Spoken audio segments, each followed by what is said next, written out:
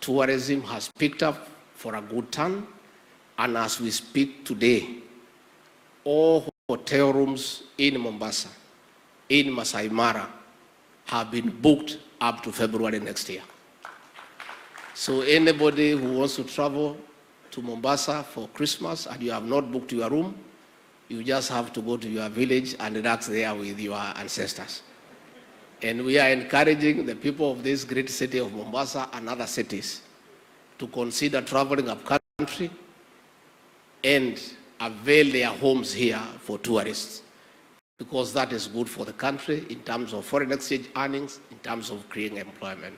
So ours is just to give that assurance on behalf of those who work with the president that the money that you pay will be used prudently. With those many remarks, please be upstanding and help me to usher in the President of the Republic of Kenya to make his remarks. Mr. President.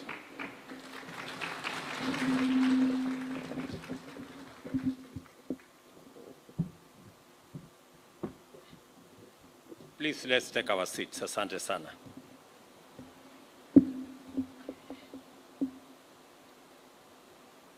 You all agree it is good to have a deputy. Saa zingine anakutetea.